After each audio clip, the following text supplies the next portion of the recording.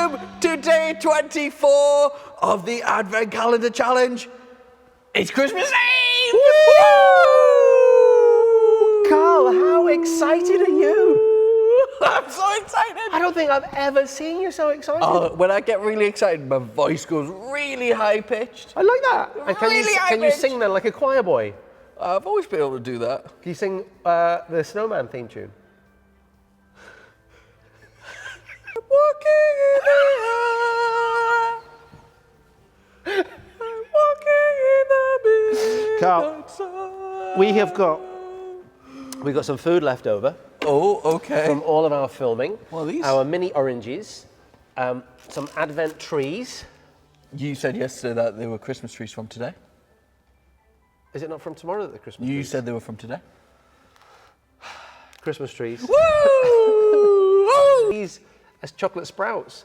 Do you remember? Do right they back- taste like sprouts? No, they taste like chocolate, but so it's the other way around.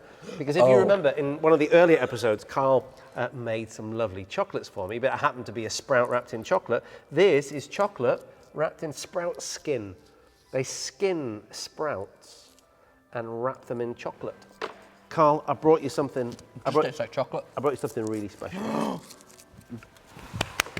Look at that!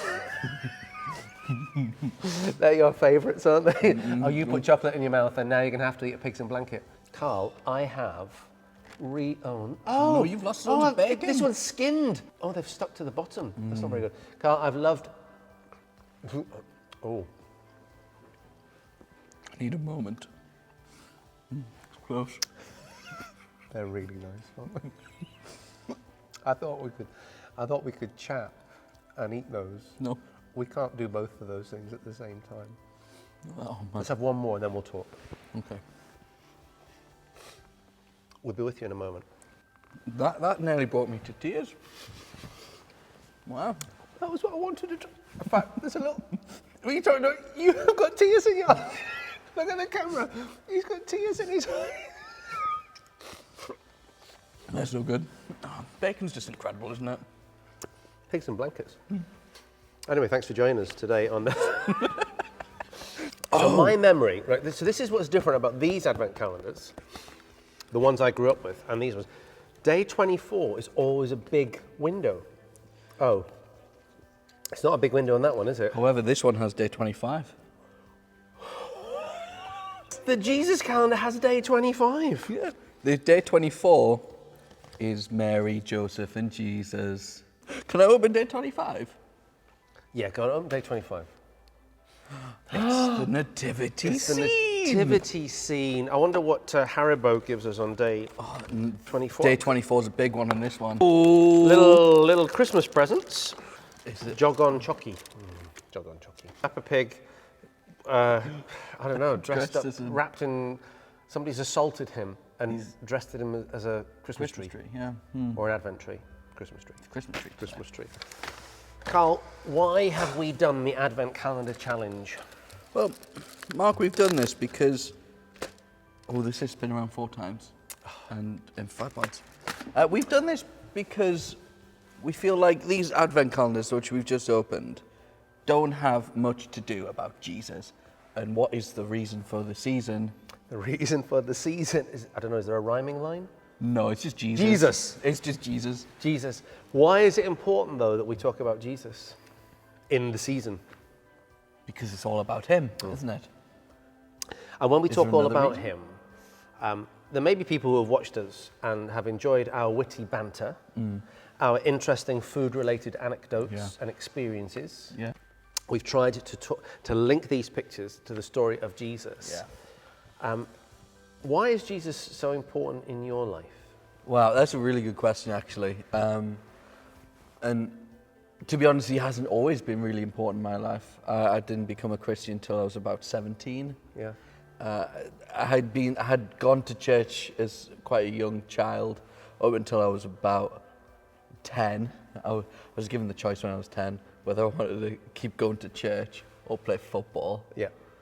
And chose football. Okay. Of course. Yeah. But what does Jesus mean to me now? Why is Jesus so important? Well, because he's changed my life completely. Yeah. I was someone who was quite negative, quite pessimistic, bit of a loner, bit of an outcast, and Really? then he's sort of changed me completely to whatever this is. Did that happen like that? Oh, not at all. No, it was a long process. Probably about 4 or 5 years before I became who I am now. Yeah. What about you? Actually, there's a lot of similarities there.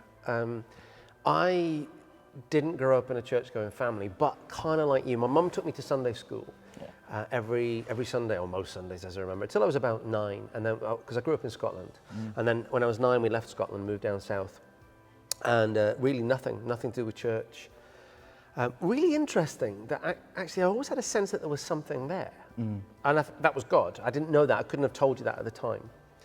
And it wasn't until I was 17, so same age as you, that I realized that this baby in the manger that we sing songs about and we tell stories about and we have sort of some strange pictures of was real, and that he's God, and that he knew who I was, and not only did he know who I was, he loved me, and that was to know who I was.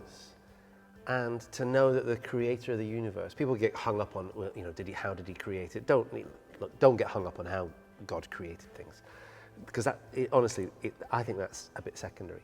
It's that he did, definitely. and that he knew who I was, and you know, he absolutely, completely changed my life as well. And a bit like you, it wasn't overnight.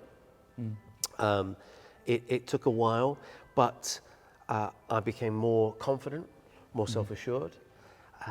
I knew I had a purpose. Yeah. In fact, really early on, I don't know if I've mentioned this on the Advent Calendar Challenge, early on after I became a Christian, I got this sense that God was calling me to be a vicar. Yeah. You said you had ignored the calling for 20 years. 20, yeah, it was in my mid-30s, it was in my mid to late 30s that I finally said, okay, I'll do this, because I resisted it. Yeah. And actually, it's the best job in the world. I absolutely love what I do, but more than anything else, I love who Jesus has made me to be, and he has completely changed my life. Well, I guess we're probably at an end of today. What are we going to do now? I don't know what we're going to do now. Should we do it all again next year? Yeah. Let's do it again. Until next year. Listen, thank you. If you journey with us and been here for 24 days, Carl and I are so grateful. Thank you very much for joining us. Tomorrow's the big day. It's the big ho, ho, ho. It's the day when we celebrate the birthday of Jesus. And maybe you should have had your birthday. Yeah, I should have done maybe. You look really Christmassy in that shirt as well. And we really want to pray. We'll pray and we hope that you have the most blessed Christmas. It's a Christmas not like any of us have ever really experienced before. So I don't know whether you're going to be on your own or whether you have a couple of family members around. It's just a strange thing.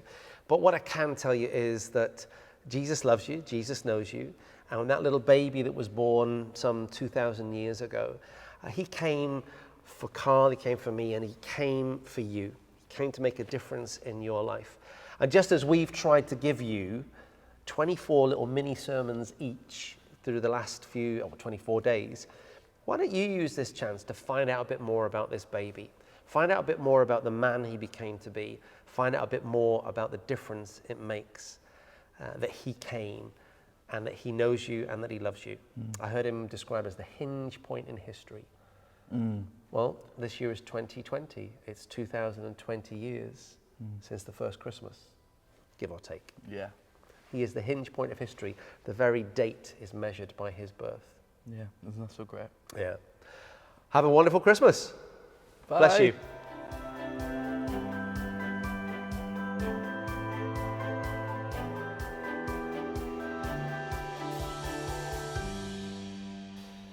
Should we have some more sausages? Yeah.